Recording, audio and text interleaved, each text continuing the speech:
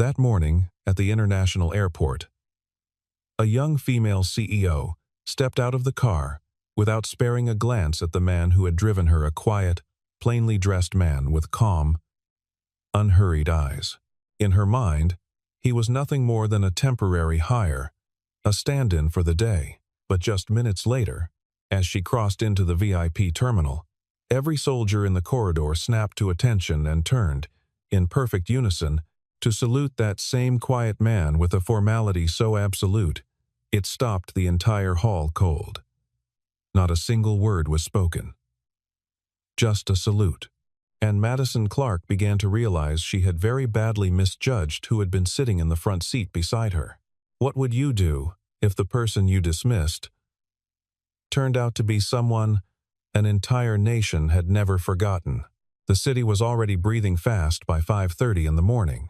Delivery trucks rumbled through intersections still slick from overnight rain, and the first commuter trains moved like distant lights beneath the gray pre-dawn sky. At Meridian International Airport, the corridors were filling early suits with rolling luggage, uniformed ground crew calling instructions over radio headsets, a cluster of military personnel moving through the East Terminal with the deliberate quiet of people trained never to rush. For Madison Clark, none of that mattered. What mattered was the deal. She was 27 years old and had built Clartech Logistics from a two-person startup into a mid-sized company that handled supply chain architecture for some of the country's largest commercial and government clients. She wore her ambition the way she wore her tailored coat, precisely, intentionally, and without apology. That morning's meeting was with Hargrove Defense, one of the most selective procurement partners in the country's defense sector. Landing them would double Clartech's revenue and put Madison's name on the kind of list that 27-year-olds rarely reached. She had prepared for 6 weeks. She had rehearsed every contingency, and she had assumed her car service would arrive at 4:45, exactly as requested. It did not. At 4:50, her assistant called. The driver had a family emergency. The agency had a replacement, standing by a man named Adrian Cole. He'd driven for the agency before. He was reliable, they said. He'd be there in 8 minutes. Madison exhaled through her nose, checked her watch, and decided that 8 minutes was acceptable. She did not ask anything more about him. Adrian arrived in 7. He pulled up to the lobby without fanfare, a clean, dark sedan. No music, no small talk waiting at the door. He stepped out to open the trunk for her luggage, and she barely looked at him. He was younger than she'd expected, late 20s maybe, with a lean, unhurried quality about him that she read immediately as unremarkable. He wore a plain dark jacket, no tie, clean shoes. His face was composed in a way that might have been mistaken for blankness if one wasn't paying close attention, and Madison Clark, in that moment, was not paying close attention. He was a driver. She handed him the address and got in the back. The drive should have taken 32 minutes. Adrian navigated without using the dashboard GPS, choosing a route through the older industrial district that bypassed 2 highway merges Madison hadn't known to avoid. He didn't mention it. She spent the ride reviewing notes on her tablet, answering messages, running through talking points in a low murmur under her breath. He drove without speaking. When she asked him to adjust the temperature, he did.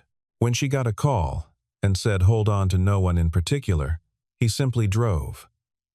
If his silence bothered her, it would have required her to notice him first.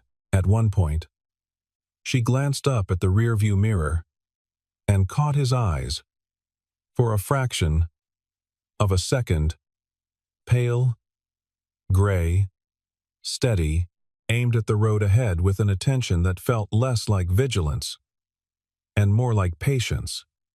She looked back down at her notes. He was, she had already decided, exactly what he appeared to be, a man doing a temporary job, unexceptional in every way that mattered to her morning. The meeting was 40 minutes away. The contract was worth $7 million. There was no room in her head for anything else. It would have been easy to mistake Adrian Cole's silence for indifference. It was not. Every decision he made, the lane he chose, the distance he kept from the vehicle ahead, the particular stillness in his shoulders, when a siren wailed somewhere behind them, reflected a discipline so deeply embedded, it had stopped being effort and become nature. He had learned to observe without appearing to watch, to process without appearing to think, to be present in a room without registering as a presence. It was a skill built over years, refined under conditions that had nothing to do with morning drives to business meetings. But those years were behind him now. Or at least that was what he told himself. He was a driver. He drove. His phone buzzed twice on the center console. He didn't answer either call. The third time it buzzed, he glanced at the screen and something shifted in the corners of his eyes, a softening that Madison, looking up briefly from her notes, caught but didn't register as significant. He accepted the video call at a red light, angling the phone just slightly. A small voice crackled through the speaker, high and earnest. "Daddy, I can't find my bunny." The voice belonged to Lily Cole, 6 years old, who was at that moment standing in the doorway of a neighbor's apartment in her pajamas, one sock on and one sock off, holding a stuffed rabbit that she had, in fact, already found, but simply wanted him to know about. Adrian smiled a real smile, brief and full, and said, "She's in your left hand, sweetheart." There was a pause, then laughter. "Oh." He told her he'd be back by afternoon, that there was oatmeal on the stove, and that Mrs. Patterson next door would check on her at 7. "I know, Daddy," Lily said, in the patient tone of someone who has been told a thing many times and chooses not to mind. The call lasted 45 seconds. Madison had heard all of it. She had not meant to listen, but the car was quiet and the voice was clear. She watched him set the phone down and return his attention to the road. As the light changed, his expression already settled back into its composed, unreadable steadiness. She noted it the way she noted most things she did not find immediately useful as data without category. He had a daughter. The daughter sounded cheerful. He drove the way a person drives when they have learned to keep their interior life entirely separate from whatever room they happen to be occupying. She told herself it didn't change anything. He was still a stand-in driver. The fact that he was clearly also a father, one who spoke to his child with a gentleness that was neither performed nor cloying, did not reclassify him in her mental hierarchy. She had built a company.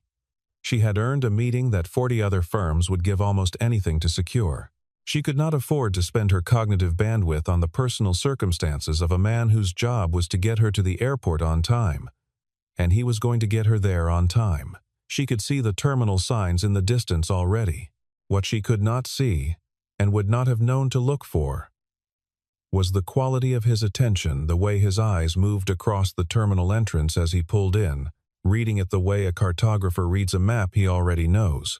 Not searching, simply confirming. Meridian International's departure level was a long, wide curve of glass and concrete, and at 6:15 in the morning, it was operating at roughly 70% of its daily capacity. Ground crew directed traffic in orange vests. A pair of military transport vehicles sat along the far curb, engines idling. 3 uniformed soldiers stood near the east checkpoint entrance, speaking in low voices, coffee cups in hand. Madison registered none of them. She was thinking about the 9 o'clock presentation and the specific language in Section 4 of the Procurement Annex that had been giving her trouble since Tuesday. Adrian pulled the sedan to the drop-off zone and came to a smooth stop. He stepped out and opened the trunk before she'd finished unbuckling her seatbelt. She climbed out, took the extended handle of her rolling case, said thank you in the flat, professional register she used for service interactions, the tone that conveyed both acknowledgement and termination simultaneously, and turned toward the terminal entrance without looking at him. She was 3 steps away when she heard the sound. It wasn't a shout. It wasn't a command. It was the sound of boots on pavement, multiple pairs, moving with precision, the distinctive sharp staccato of military personnel snapping to attention. Madison's pace slowed without her consciously deciding to slow it. The three soldiers who had been standing near the east checkpoint were no longer standing casually. They were at full attention, shoulders back, chins level, arms rigid, and every one of them was facing Adrian Cole. The soldier in the center, a man with a sergeant's insignia on his collar, and a face that had learned a long time ago not to show surprise easily, had his hand raised to his forehead in a salute so precise and deliberate it looked rehearsed. The other two had followed a half-second later, with the automatic coordination of people responding to something they have been trained to recognize on instinct. A fourth soldier, appearing from the east checkpoint doorway, as if the motion had drawn him out, stopped when he saw what was happening and raised his hand as well. Adrian stood beside the open trunk of the sedan. He returned the salute, one clean, unhurried motion, and gave the briefest of nods. His expression didn't change. He moved to close the trunk. Madison had stopped walking entirely. She stood on the sidewalk with her suitcase handle in her hand and her laptop bag over one shoulder. And she did not move for a full 4 seconds. Around her, the ordinary machinery of the terminal continued. A ground crew member pushed a luggage cart past. A taxi ahead of their sedan pulled away from the curb. An announcement played overhead about a departure gate change for a flight to Denver. None of it seemed to touch the small pocket of stillness that had formed around the man closing a car trunk and the 4 soldiers who had saluted him. She had been to this airport dozens of times. She had passed through military checkpoints, VIP terminals, secure corridors with federal contractors. She knew what a standard courtesy gesture looked like, and she knew what a formal military salute looked like. What she had just witnessed was the second kind, not a wave, not an acknowledgement, but an act of institutional respect so precise and unanimous that it could not have been spontaneous. Those men had known who he was the moment they saw him. They had responded to his presence the way trained people respond to rank, not because they were ordered to, but because something in them said they should. Adrian walked around to the driver's side of the sedan without hurrying. He glanced across the roof of the car in her general direction, and for a moment, the morning light caught the gray of his eyes with a clarity that made them look less like the eyes of a hired driver, and more like the eyes of someone who had seen a great many things and retained the memory of all of them. Then he got in the car. The sedan pulled away from the curb. Madison Clark stood on the sidewalk of Meridian International Airport and began, for the first time, to wonder who she had just been in a car with. She made it inside the terminal before she stopped pretending to be unaffected. At the check-in desk, her hands moved through the routine of handing over her passport and boarding documents, but her mind was back on the sidewalk, running the image of those 4 soldiers in a loop that she couldn't stop or redirect. The desk agent said something about her seat assignment, and she said, "That's fine," without registering what the question had been. The agent repeated it. Madison blinked, focused, answered, and moved on. At the security lane, she overheard 2 airport staff members near the luggage screening belt, speaking in low, clipped tones. She caught the word Cole, and her head turned sharply. The younger of the 2, a woman with a lanyard from the Ground Operations Division, was saying something to her colleague that ended with a shake of her head and an expression that was equal parts awe and discomfort, the look of someone recalling a story they can't quite bring themselves to tell in full. Madison did not catch the rest. They moved apart when they noticed her watching. She cleared security and entered the military-adjacent VIP corridor that led toward the international departure lounges, used by government and defense contractors. A uniformed officer at the inner checkpoint, tall, late 40s, the kind of stillness that comes from 25 years of professional discipline, glanced at her credentials, then looked up. His gaze moved past her shoulder toward the exterior, where the drop-off zone was no longer visible. There was something in his face she couldn't name. She asked him, with the directness that had always served her well, who the man was who had dropped her off. The officer looked at her for a moment. His expression did not change, exactly, but something behind it did a careful internal rearrangement, like someone choosing which door to open and which to leave closed. "A former serviceman," he said. "We recognized him." Madison said that was more than recognition. The officer held her gaze for exactly 2 seconds. "Yes, ma'am," he said. It was. Then he handed back her credentials and moved his attention to the next person in line. She didn't push further, not because she lacked the instinct she had built her career partly on knowing when and how to press, but because something in his tone had told her, without ambiguity, that she was not going to get the rest of the story from a checkpoint officer in a public corridor. The information existed. It was real. It was simply not here, and not now. She filed it in the part of her mind that handled deferred problems, and kept walking. At the entrance to the VIP lounge, she paused and looked back toward the terminal's main hall. The drop-off zone was a vague shimmer of glass and morning gray at the far end of the concourse. The dark sedan was long gone. The 4 soldiers had disappeared back inside the checkpoint. Everything looked exactly as it always looked, but she felt unsettled in a way she could not argue herself out of. She had made a judgment about a person within 30 seconds of meeting him quickly, confidently, based on available information. The problem, she was beginning to understand, was that she had not had nearly enough of it. The 9 o'clock meeting with Hargrove Defense was held in one of the airport's secure conference facilities, a glass-walled room on the 2nd floor of the East Concourse, with federal contractor credentials required at the door, and a view of the tarmac that made the whole setup feel deliberately cinematic. The Hargrove team was exactly as she had profiled them. Direct, detail-oriented, professionally skeptical. She performed well. She knew the numbers, she anticipated the hard questions, and she delivered Section 4 with an ease that surprised even her.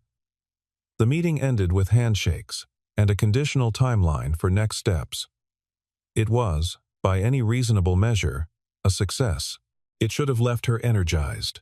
Instead, she found herself in the atrium afterward, coffee in hand, mind still snagged on a sidewalk, and 4 soldiers and a car trunk clicking shut. She called her assistant and asked for whatever could be found on a driver registered with the agency under the name Adrian Cole. The assistant came back 20 minutes later with almost nothing. A valid commercial driver's license, a clean record, an address in the residential district east of downtown, and an employment history that started 2.5 years ago, with a gap before it listed simply as prior service. No branch, no rank, no detail. He had tried to pull additional background and hit a wall, not a gap in the database, but what appeared to be a deliberate seal, like someone had taken a file and locked it. She returned to the checkpoint corridor on a pretext and caught one of the airport's senior operations staff near the secure door. She asked again, more indirectly this time, framing it as a background concern related to the morning's contracted service. The woman, mid-50s, 23 years on staff, studied Madison's face for a moment and apparently decided she fell somewhere between curiosity and genuine concern. "All I can tell you," the woman said carefully, "is that he's someone we don't forget. Most of the people who know what I mean by that aren't in a position to explain it to someone who doesn't already know." Madison parsed the sentence. "He did something," she said. "He did more than something," the woman replied, looking toward the window. "He gave up everything to do it. And then he walked away from the recognition entirely." She paused. "That's all I'm going to say. It was enough. Not enough to build a full picture, but enough to shift the outline of the one she already had." She walked back to the atrium and stood in the stream of morning foot traffic and let herself think in a way she rarely allowed during working hours openly, without agenda, without a conclusion already drafted and waiting to be confirmed. She had met veterans before. She had worked with former military contractors, hired people with clearance histories, attended briefings where the men across the table carried the specific controlled stillness of people, trained in environments she would never see. She knew the vocabulary of service, at least the professional surface of it. But what she had seen on the sidewalk that morning wasn't vocabulary. It was instinct, the kind that bypasses language entirely and speaks in posture and timing and the way a group of trained men respond to the presence of someone who has earned something that cannot be awarded by a title. She had spent years building a company on the premise that she could read a room. She was starting to think she had walked into one this morning and read it entirely wrong. She thought about the way he had returned that salute, one clean, unhurried motion, and then simply closed the trunk of the car. As though the two things were exactly equal. As though being recognized by 4 soldiers and getting back behind the wheel of a sedan were the same kind of task, requiring the same kind of attention. Maybe, she thought. For him they were. She wasn't supposed to see the file. It came into her hands by a chain of small coincidences that, in retrospect, felt less like coincidence and more like the universe running an experiment. One of the Hargrove defense representatives, a retired colonel named Gerald Briggs, who was on contract with Hargrove as a security consultant, and who had an absent-minded habit of leaving printed materials on conference room tables, left behind a folder when the team packed up after the meeting. It was thin, just a few pages, and Madison's assistant collected it with the rest of the room materials before realizing what it was. He brought it to Madison, uncertain whether to return it or hold it for the colonel to claim. She took it. She told herself she was going to hand it to the security desk. She told herself that for approximately 45 seconds before she opened it, the pages were not classified. They were summary notes. Operational background for the Hargrove meeting's context section. The kind of briefing document that a consultant like Briggs would prepare to remind himself of the human landscape behind a contract discussion. Most of it was dry.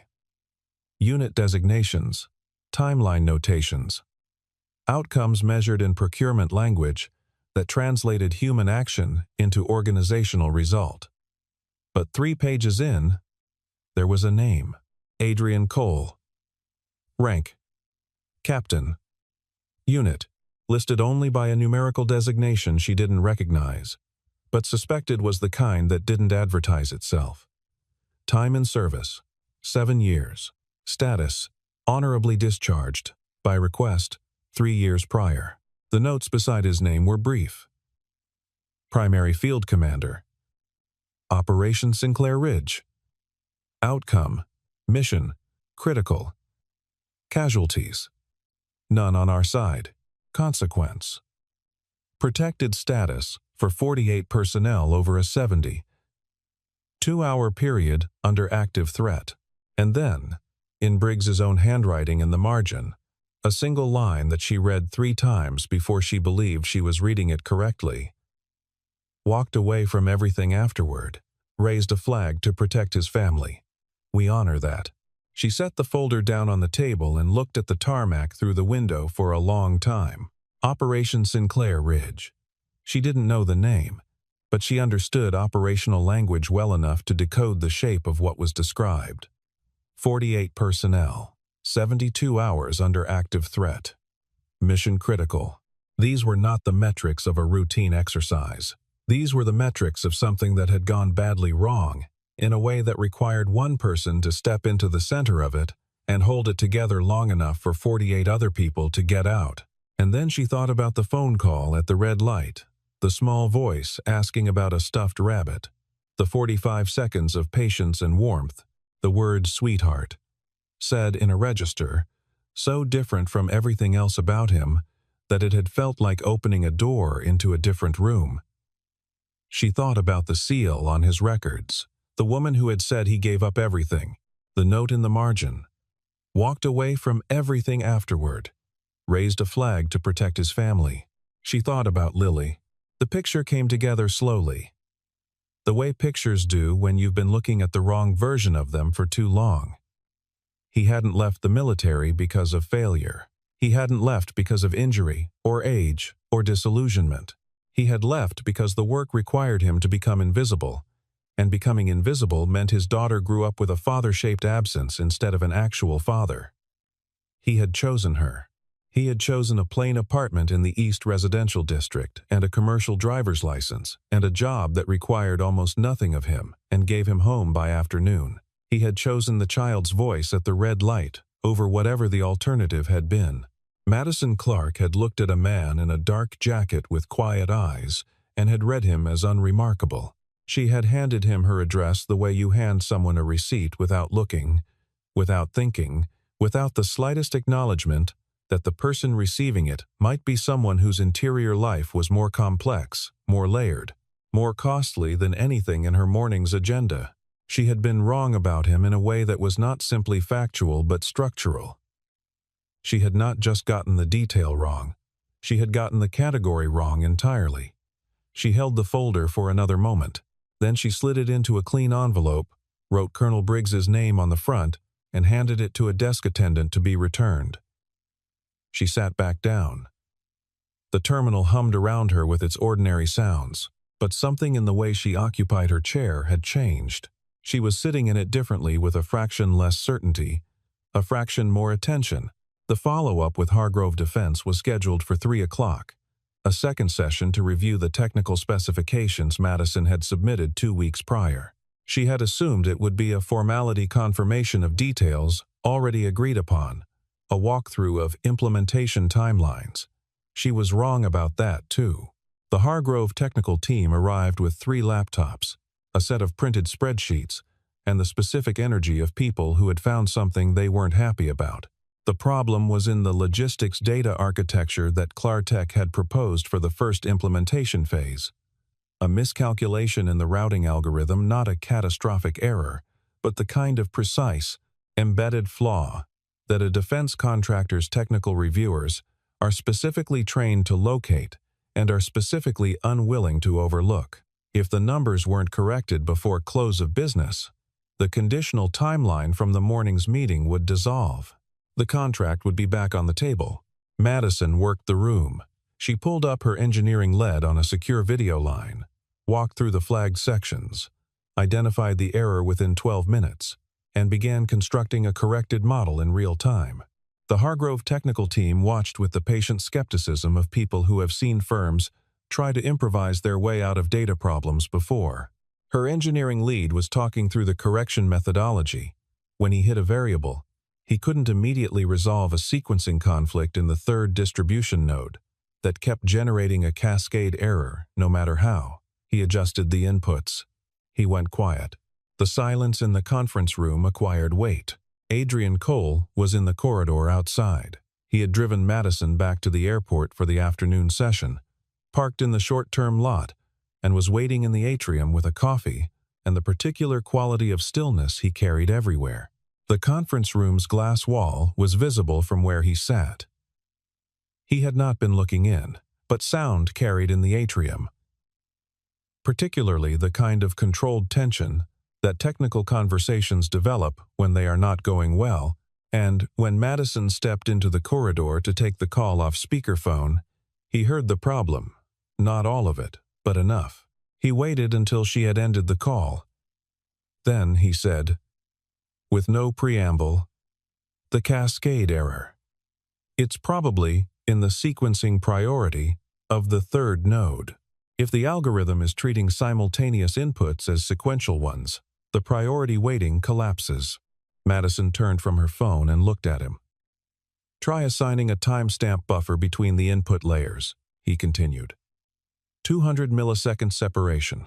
It forces the system to treat them as distinct events rather than concurrent ones. The cascade stops. He said it the way someone states a thing they have already processed and arrived at with the flat certainty of a person who sees no particular reason to dress up an answer. Then he picked up his coffee cup and returned his attention to the middle distance. She went back inside. She told her engineering lead. There was a pause of approximately 40 seconds, during which she could hear keystrokes. Then her lead said, slowly, "That works. That actually works." The Hargrove technical reviewer sitting across the table leaned forward slightly, looked at the corrected projection, and nodded once. The tension in the room dropped by several degrees. After the meeting, she walked back to the corridor. Adrian was still there. Same posture, same stillness. Where did you learn that? She asked. He looked at her with those steady gray eyes. I used to work with systems that couldn't afford cascade errors, he said. Then he picked up his jacket and told her the car was in Lot C whenever she was ready. The security incident happened at 4:47 in the afternoon. It began the way most crises begin, not with a dramatic announcement, but with a small, specific wrongness that trained eyes notice before the general alarm has any reason to sound. A maintenance cart near the east checkpoint had been parked at an unusual angle, its side panel partially open, in a way that didn't match standard operational position. Adrian saw it from 30 meters away as he was walking Madison toward the terminal exit. He didn't say anything. He didn't break stride, but he began navigating the corridor in a way that moved them away from the cart's sightline without appearing to change direction at all. A trajectory adjustment so slight that Madison didn't notice it until she realized, 2 minutes later, that they were at the south exit rather than the east one. He excused himself. He said he needed to check something and asked her to wait by the pillar near the south entrance. He said it quietly, without urgency, in the tone of someone mentioning a minor logistical detail. She started to say something and then stopped, because there was something in the way he said it. A particular quality of calm that was not casual at all, but was its opposite.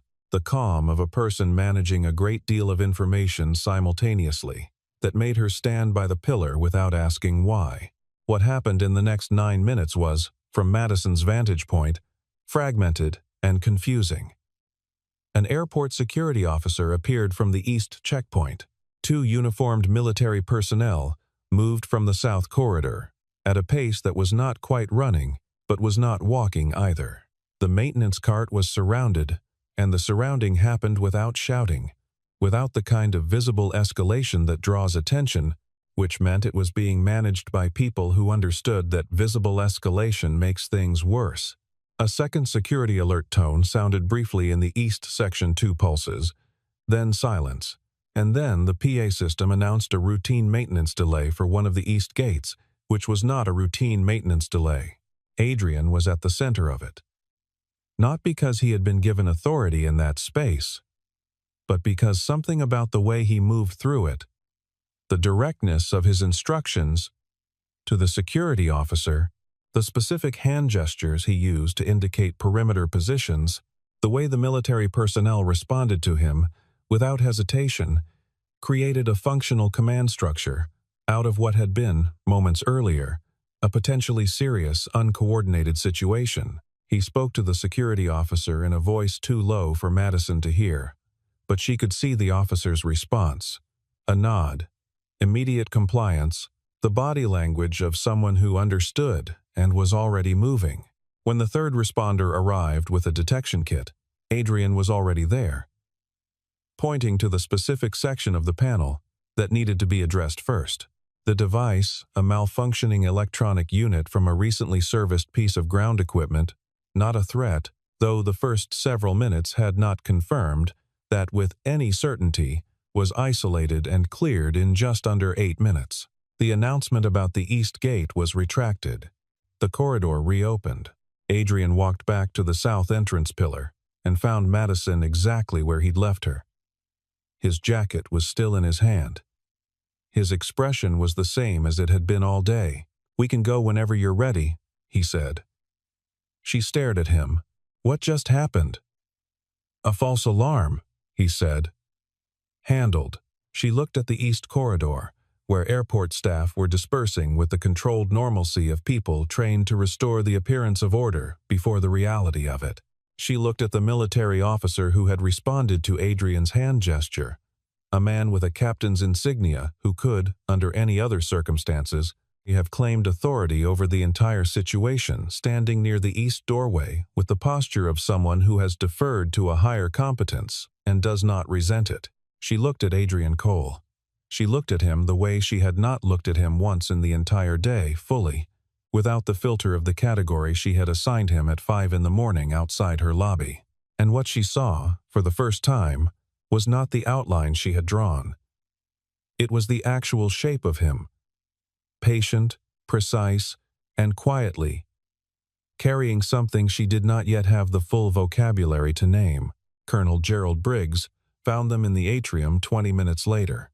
He was a large man in his early 60s, with close-cropped gray hair and the kind of posture that does not relax even in civilian clothes.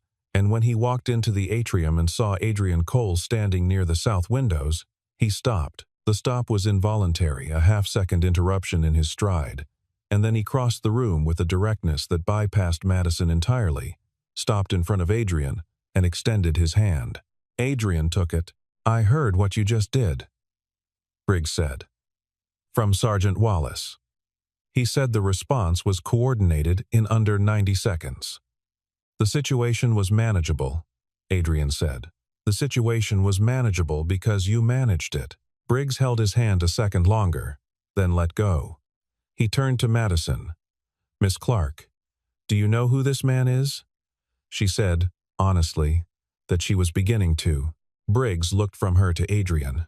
There was a question in the look, a request for permission, almost, and Adrian gave no signal one way or another, which Briggs apparently read as permission, because he turned back to Madison and spoke.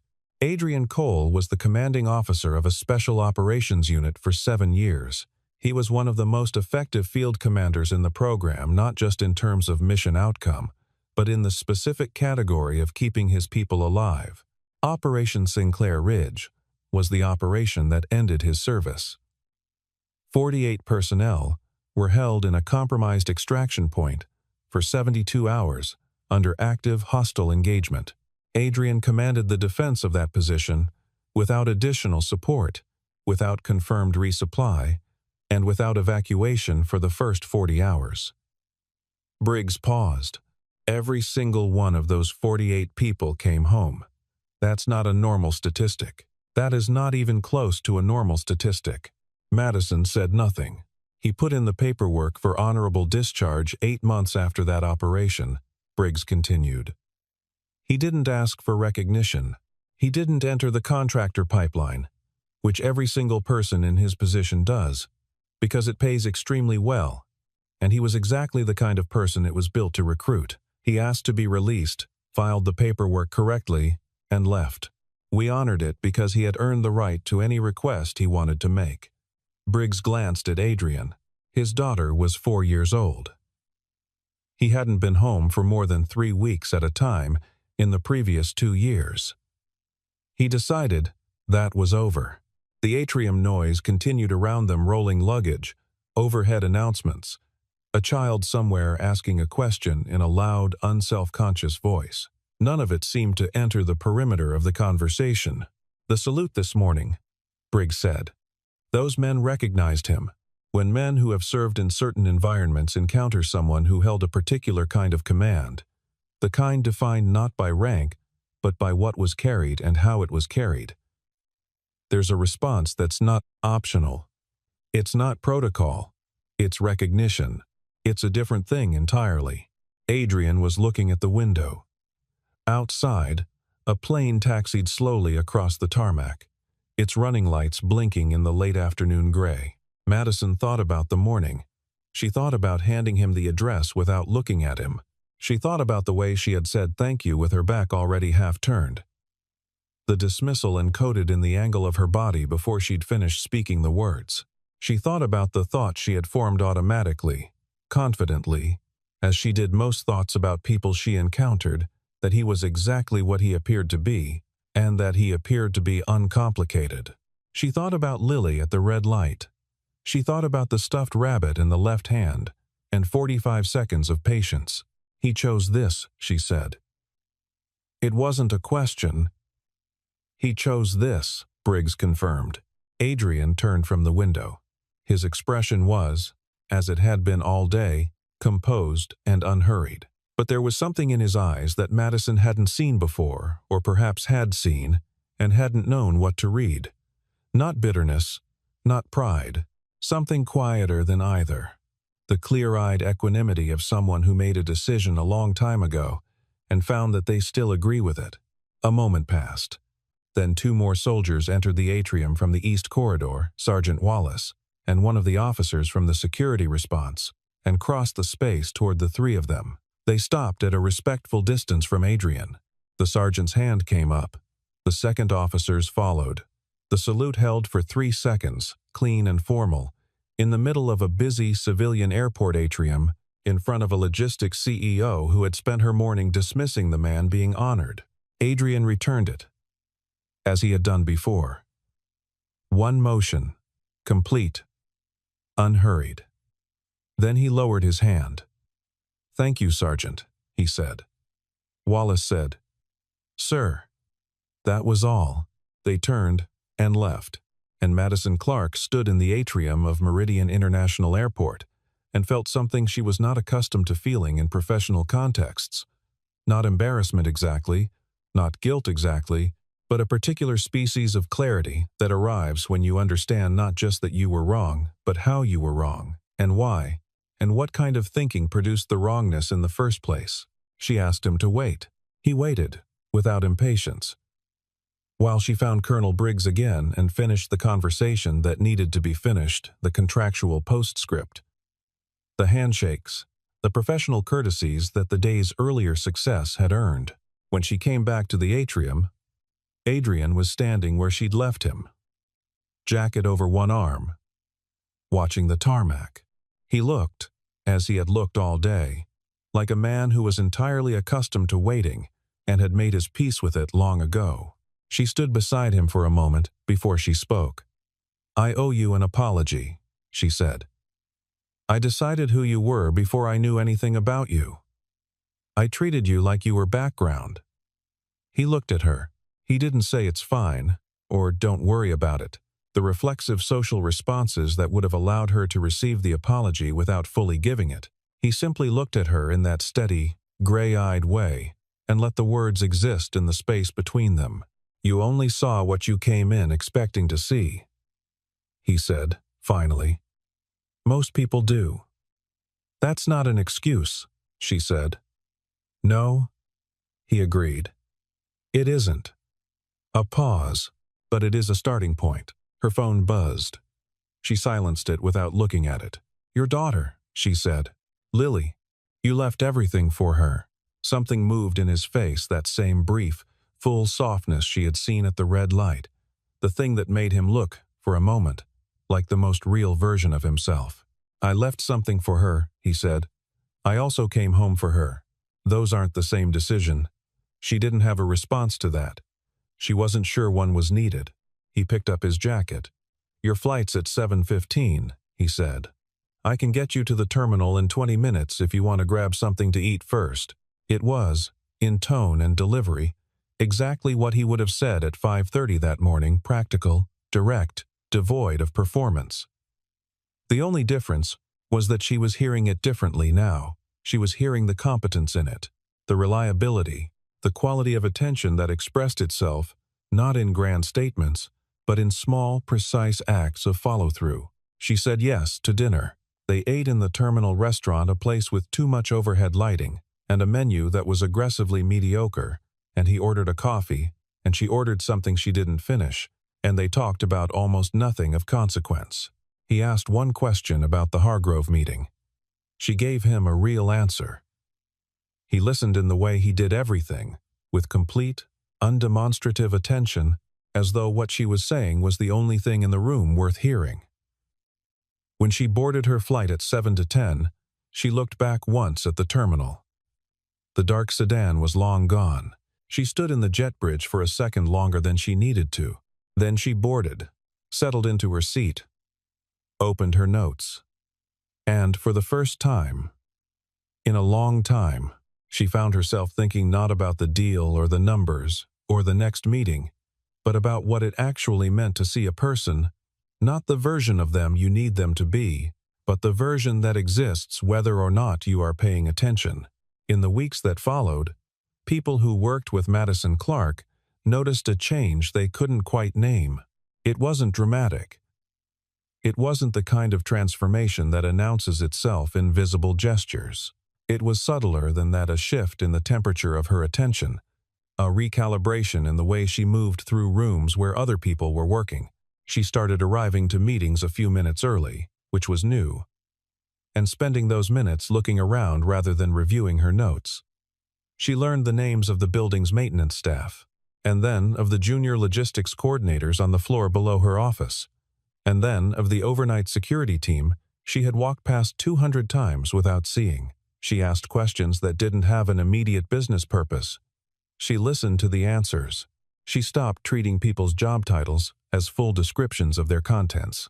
In one of her first company-wide addresses after the Hargrove contract was finalized, she said something that her senior team would reference for years afterward.